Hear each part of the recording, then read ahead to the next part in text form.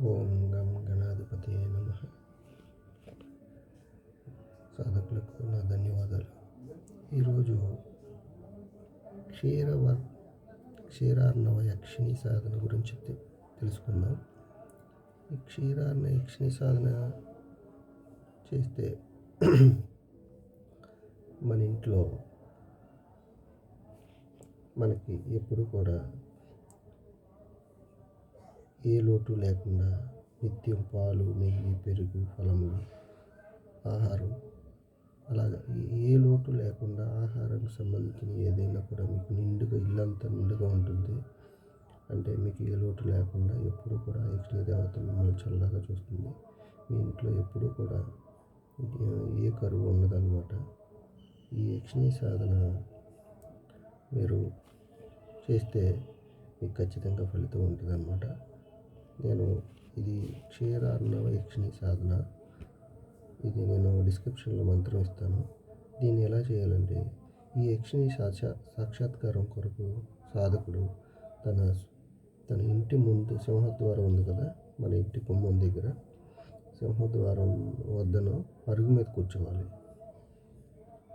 అంటే ఇప్పుడు మీ ఇల్లు ఉంది కదా, ఇల్లు అరుగు మీద కూర్చొని, అరుగు మీద మామూలుగా పద్మాసనం కానీ మామూలుగా సుఖాసనం కానీ ఏదో ఒక ఆసనం వేసుకొని, చిన్న చాప లాంటిది ఏదైనా కింద వేసుకొని, మీరు మామూలుగా తూర్పుకు తిరిగి, అంటే ఈ అరుగు ఎట్లున్నా సరే తూర్పుకు తిరిగి ఆ వాకిట్లోకి చూస్తూ మీరు సాధన చేయాలన్నమాట.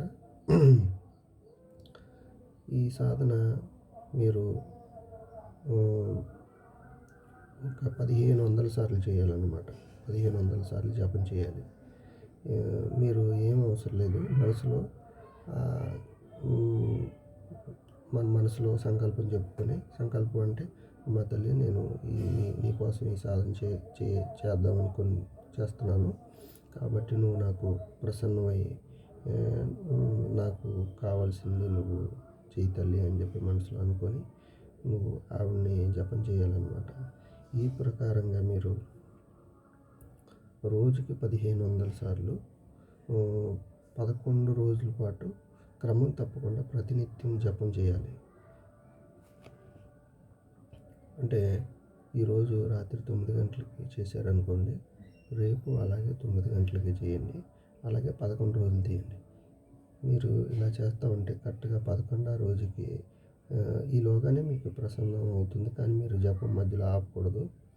11వ రోజు కంప్లీట్ అయిన తర్వాత మీరు ఇంకా మీరు జపం చేయవలసిన లేదు, మీకు సిద్ధ అయిపోతుంది. ఆ మంత్రం కూడా సిద్ధ అయిపోతుంది. మీకు ఇంకా మీరు ఏ ఇంట్లో అయితే మీరు ఆ జపం చేశారో ఆ ఇంట్లో ఎప్పుడు కూడా పాలు, పెరుగు, ధాన్యం ఇలాగ ఏదైనా సరే ఆహారం మీకు లోటు ఉండదన్నమాట. ఎప్పుడు కూడా నిండుగా ఉంటాయన్నమాట. మీకు దీనివల్ల కూడా మీకు ఎలాంటిదంటే, మీరు వాక్సిద్ధి కూడా మీకు పెరిగి, మీరు మనసులో ఏదైతే మీరు అన్నమాట జరిగిపోద్ది అనమాట. అలాగనమాట. ఆవిడ మీకు ప్రత్యక్షం అవ్వదు, కానీ ఖచ్చితంగా మీకు వాక్కి మీ నోటికి సిద్ధ అయిపోయి, మీకు ఆ మంత్రం సిద్ధ అయిపోయి ఖచ్చితంగా మీకు తెలియకుండానే మీకు మీ ఇంట్లో అన్నీ అమిరిపోతూ ఉంటాయి అన్నమాట.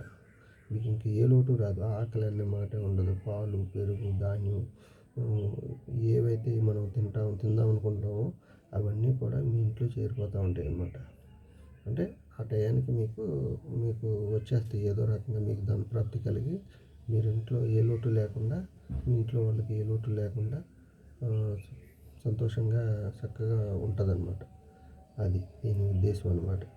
ఈ యక్షిణీ సాధన మీరు ఆదివారం కానీ, అమావాస్య రోజు కానీ, పౌర్ణమి రోజు కానీ ఎప్పుడైనా సరే నైట్ పూట 9 గంటలకి మీరు మొదలు పెట్టవచ్చు. మీ ఇంటి గుమ్మం దగ్గర అరుగు మీద కూర్చోవాలి. వాకిల్లో, అంటే రోడ్డు మీద కాదు, మీ ఇంటి గుమ్మం వాకిలి కింద పైన రేకు ఉంటుంది కదా, చిన్న వరండాలో ఉంటుంది కదా, వరండాలో కూర్చొని తూర్పు కూర్చొని కింద షాప్ ఏదైనా వేసుకొని ముందు చెప్పినట్టు చక్కగా నేను చెప్పిన ఏదైతే మంత్రం ఉందో ఆ మంత్రాన్ని 1500 సార్లు, అంటే 15 సార్లు మాలలు తిప్పుకొని మీరు జపం చేసి లేచిపోవచ్చు అనమాట.